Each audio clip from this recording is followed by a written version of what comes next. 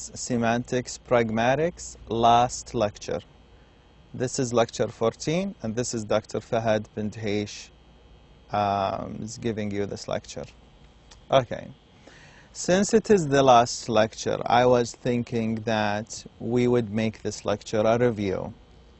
By saying a review, we'll just take snaps on some of the topics that we talked about before, and we will do some exercises. Okay? These exercises, of course, will not cover all the topics and all the points, but hopefully it will cover some of the main topics that we talked about in this course. If you're ready, let's go. Okay, so we said that this course is basically involves two fields, semantics and pragmatics. Okay. And we have been defining semantics as knowing the kind of literal meaning, the conventional meaning of the word systems. Basically, this string of words placed in a particular sequence, right? And we said pragmatics always relate to the circumstances, always relates to the context. So it is basically the intended meaning through this context, correct? So if, for example, in the exam someone's asked you a question like, semantic is the study of word origins, the study of words meaning, the study of how words are structured in sentence, or the study of meaning that a word or a sentence has in a particular context. We said context relates to pragmatics. So we roll out number 4. Word origins, that's basically the history of words. That's not, like that's basically historical linguistics, not what we're talking about. If we're speaking about structure, how words are structured, that's basically syntax and grammar. So that leaves what? Words meaning, the words meanings. Yeah, that's basically semantics, meanings. And question number 2, language speakers can say one thing and mean another thing. Through what? Through the usual meaning of a word or a sentence? That's semantics. Through what words mean in a dictionary? That's basically kind of very literal. That's again semantics. The meaning that a word or a sentence has in a specific context or circumstances. Yeah, that sounds like a good answer for pragmatics. Let's see number 4. What sentences mean without looking at the context? No. Pragmatics is basically context and circumstances. The meaning intended in a specific context or specific circumstances. So that's basically how we understand meanings. Like when you say something and mean something else, that's basically pragmatics. We understand that through the context. Okie doke. I taught you about non-verbal communication, and I told you about paralanguage and gestures, right? So paralanguage is basically when you say, or when you, they are basically vocal but not verbal. So they come from here. It could be voices, tone, intonations, but not verbal. You don't say anything, okay? So all these examples of paralanguage are of paralanguage. All the followings are examples of paralanguage, except for what? Okay, laughing, when you laugh actually from your vocals. So it is paralanguage. When you giggle, same thing. When you cry, you're making this sound, but you're not saying anything. When you nod your head, you're not really saying anything vocally, right? So it's basically nodding is a gesture. Everything else is paralanguage. Number 4, the meaning of a word is included in another word. What does that mean?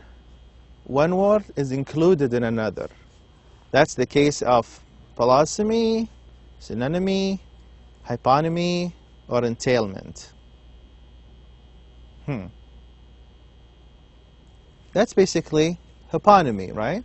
I say carrot, vegetables, hyponymy. Carrots included under vegetable. Banana is a cohyponym of subordinate fruits, and so on. Okay? All right.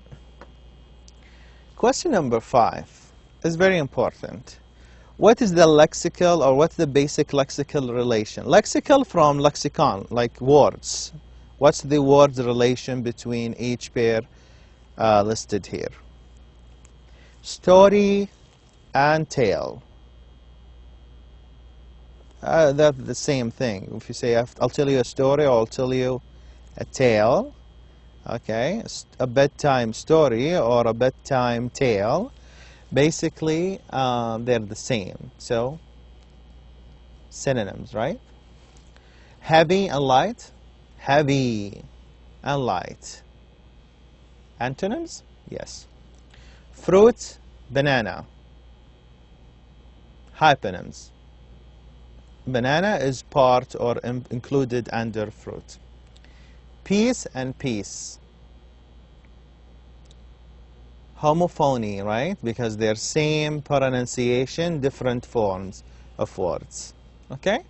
So this is kind of a good review to think about when you study for lexical relations. Okay. Do you remember the prototype? Basically the most typical or the best example of the whole set. We said, for example, the robin is the best example of the birds. We said, for example, the door in hinges that swings is the best example or the prototype of doors, not the revolving doors in hotels, not the sliding glass door at the mall. Okay, so the swinging door is the prototype. Okay, so you can actually come up with so many examples of prototype just like that. Okay, prototype, prototype. You think orange and apple are prototypes. They are in the center of fruit, but if you think about guava, for example, it's not really in the center. It could be graded far from the center, right?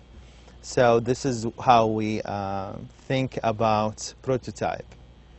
Prototype is basically this mental representation, the mental representation of the best example in the whole set. I mean, we talked about all these topics. This is just kind of a review. Okay.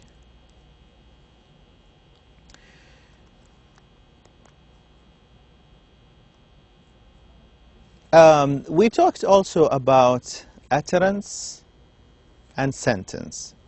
And we said sentence is basically ordering words or vocabulary in a particular sequence, right? In a meaningful sequence. That's basically a sentence. Okay? But an utterance is basically, it relates to an event. It could happen just once. And it relies a lot on the circumstances. So, for example, if I say, I can eat a horse right now. Okay? Check the context. Waiting impatiently for food at a restaurant. So I'm waiting for my food now. okay, or the man is waiting for food at the restaurant. So he's telling people around him and the table, friends or family, I can eat a horse right now. What does that mean? Is he really mean? Does he really mean eating a horse? Why would you eat a horse? Are you able of eating a horse? Horse is so big, that will not fit in your stomach, right? So I can eat a horse right now. This is basically, it could be a sentence that has a verb, a model, a subject, a model, a verb, and an object. Right now, basically can word that indicates time. I can eat a horse right now. If it's a sentence, that's a kind of grammatical sentence. It means that this person is able or capable of eating the horse or a horse. But that is not what we mean. It's basically an utterance. So if it's an utterance, we check out the circumstances. He is impatient for food.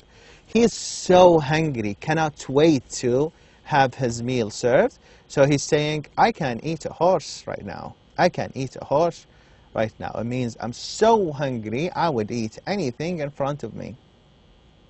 So, utterance does not require the literal meaning. It's basically the figurative, the meaning of the speaker. So the speaker means I'm hungry, okay? While if you look at it as just a sentence, just from the semantic point of view, you basically would interpret that differently, like it's a sentence and he can eat a horse, really. Okay? All right. We also studied about thematic roles or semantic roles, we can call them. So let's check out this sentence. This sentence actually has 7 noun phrases. We said we can only give or assign a thematic role to a noun phrase, correct? So, with her new golf club, Fatima walked the ball from the woods to the grassy area, to the grassy area near the hole, and she suddenly felt unbeatable. Okay, you remember the thematic roles, right? We took what? We took agent, theme, instrument, experiencer. We talked about location. We talked about source and goal, right? So there's 7. Can we apply these 7 thematic roles in this sentence? Let's try. With her new golf club. We learned that anything with, I cut this rope with a knife or with a pair of scissors. Okay, anything with is basically an instrument. So with her new golf club, that's just basically her new golf club is instrument. Fatima did what? She whacked the ball. Okay, so she did an action. She whacked the ball. So Fatima is here what? Agent, because she did an action. You can see the action she did. She whacked the ball. What is the entity that got influenced in this sentence? The ball. It gets whacked. It gets hit. Right? From the woods. From the woods. Okay. That's basically from is basically always indicates the source. I'm flying from Jeddah to Medina. From is source to Medina. From Jeddah is the source to Medina is the goal. So Jeddah is the source, Medina is the goal. From it indicates the source, to indicates the goal. So from the woods, that's the source, to the grassy area. Grassy area is basically goal. From the wood, source. Grassy area, goal. Near the hole. Near the hole. When you play golf, there is like holes. You're supposed to like insert these balls in them. Okay, so the hole, near the hole is basically a location, right? And she suddenly felt unbeatable. What's the verb here? Felt, from feeling. Can we see someone's feeling? It's not an action. I could be happy now or could be sad. You don't really know. I could be angry or could be pleased. You don't know, right? It's not an action we do. It's something inside us, okay? So she felt suddenly, or she suddenly felt unbeatable. She felt, that makes she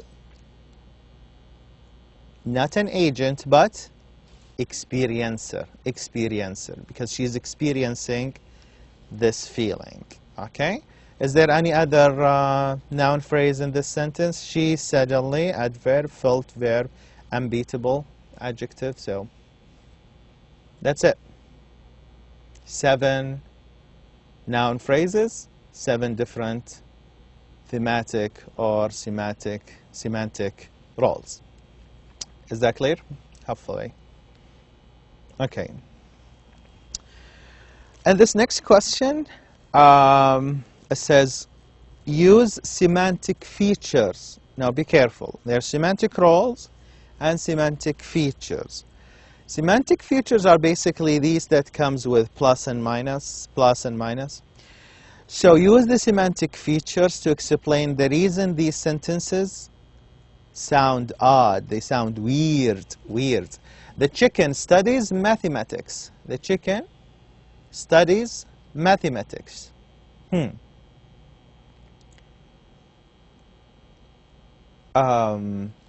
Sounds weird, right? Why? Because the chicken cannot really study anything. It cannot study mathematics. Okay, so the subject here is kind of odd. What would be possibly okay to study mathematics? Human, right? Human has brain, so they can study. So I would say plus human, right? Study mathematics. Plus human, study mathematics. So the subject here is supposed to be plus human. The train will marry Jessica. That's another odd sentence. The train will marry Jessica. Train cannot really marry Jessica. We need plus human, right?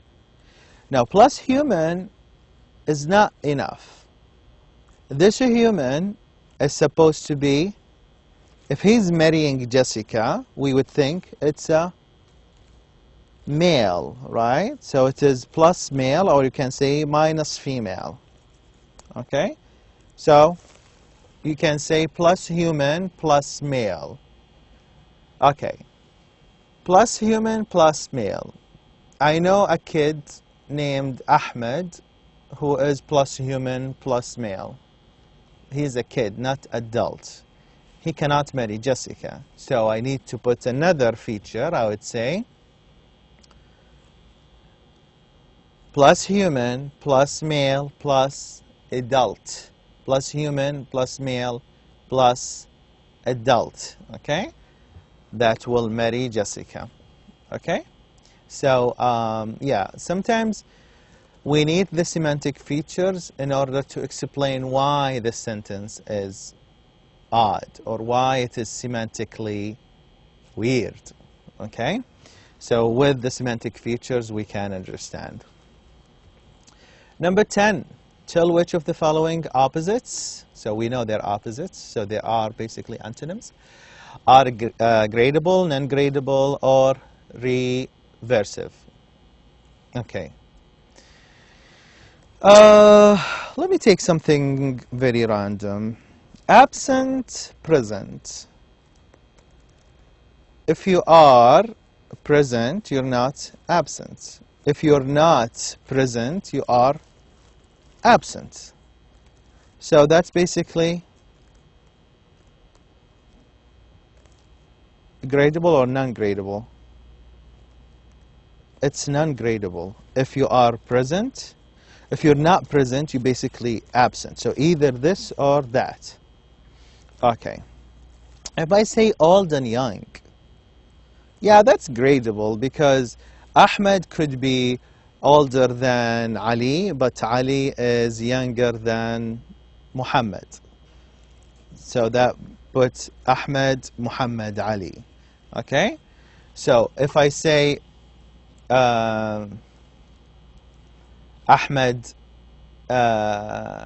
is not young, okay, it does not mean that he's old, right? Or if I say Muhammad is not young, it does not mean he's old because it's a grades. I mean, age has grades, okay? Okay, what is fair and fair? If something is fair, the opposite is unfair. Is this gradable, non-gradable? It's actually non-gradable. It's either fair or unfair. Okay.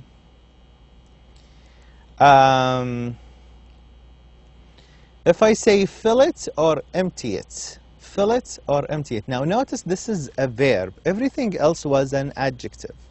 Fill it, empty it. Fill this glass, empty this glass. Fill this glass, empty this glass. Okay? So here I'm not really speaking about gradable, non-gradable, but I'm speaking about reversive. Reversive. Okay? I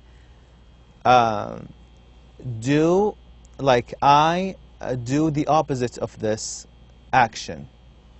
I fill the glass, I empty the glass. I do the reverse. I do the opposite. Okay? It's like enter the room, opposite, exit. It's like tie my shoe, opposite, untie my shoe. Okay? So we should be careful what is gradable, what's not gradable, what is reversive.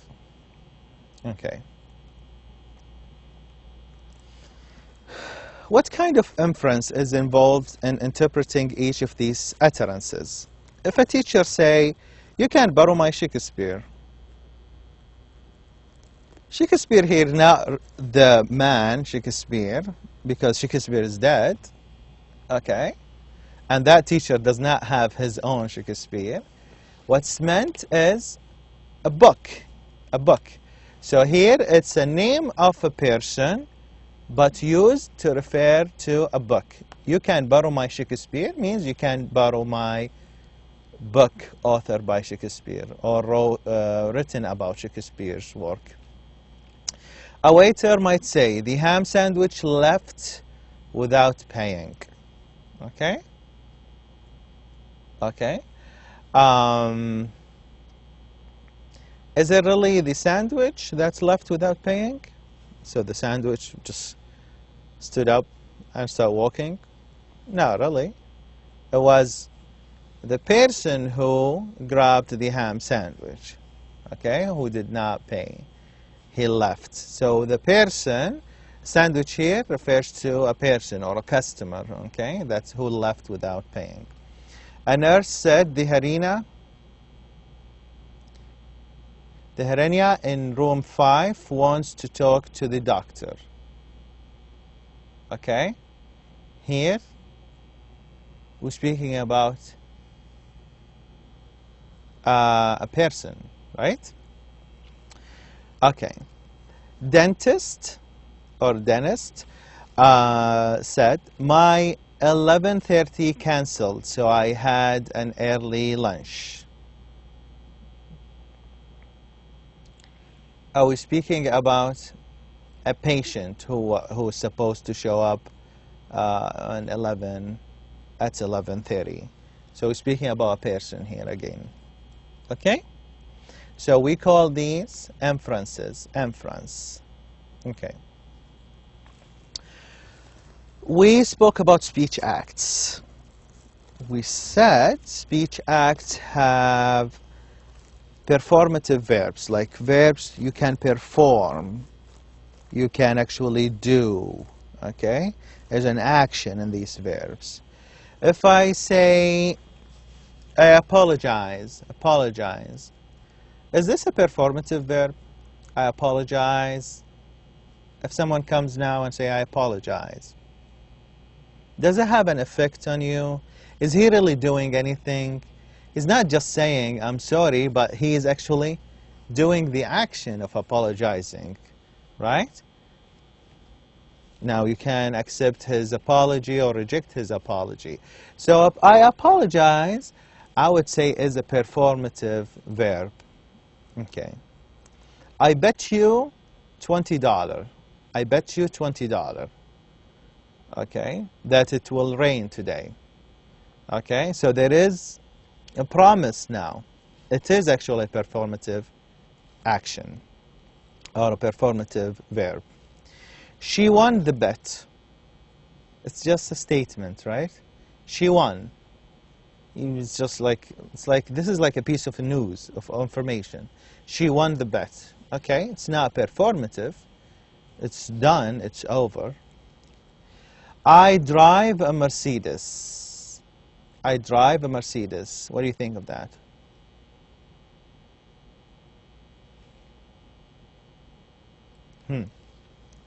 You must have a lot of money. You must have a lot of money. What do you think of that? Is that a performative verb? I testify there is no God but Allah, and that Muhammad sallallahu alaihi wasallam is his messenger. That's a performative verb, right? Because after your testimony, you're basically entering the religion of Islam, right? So here we are for sure doing a performative verb. If two people are marrying each other and one of them said, I do. I do here is performative verb because when you say it, you actually, the relationship now is different. You're married. If a manager said to one of his employees, you're fired, or I fire you here is actually a performative verb again because it has an influence, it has an action. Okay, so.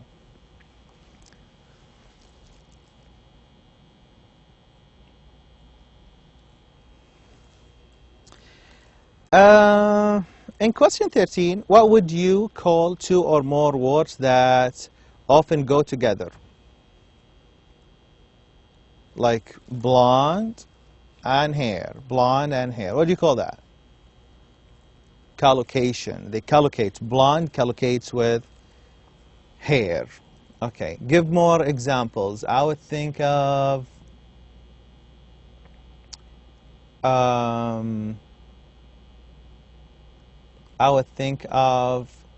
fast food. Fast food. Okay, that's a collocation. A collocation. It does not need to be adjective and noun. It could be anything. Strictly prohibited. Okay, that's kind of adverb with an adjective. Okay. Burst into tears. That's basically a verb with a proposition. Okay, so all these are basically collocations. The cooperative principle was suggested by the philosopher who? Grice. Okay, Grice. Okay, we said, what is the cooperative principle? To make your contribution appropriate to the conversation. We talked about 4 maxims: quality, quantity, right? manner and relation. So stuff like that. This is kind of a good question as well. Each of these utterances below would probably float or ignore, okay, or violate one of the four maxims.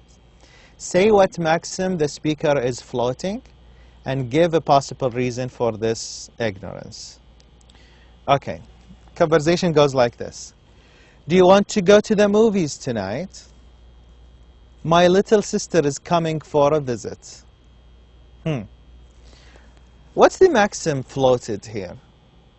It could be a relation, right? I'm asking you if you're going to the movie, you're saying my sister's coming now. Okay, what's the possible reason? Maybe she wants to be polite, she does not want to reject this invitation, or he does not want to reject this invitation, so he's saying my little sister is coming for a visit. It means I'm busy, I cannot go, but I'm polite. Okay. Where are you going? Out. That's very little. It violates quantity. Where are you going? Out. I know you're going out. You did not say anything, right? So you did not really tell me anything about my question. You're violating the quantity maxim.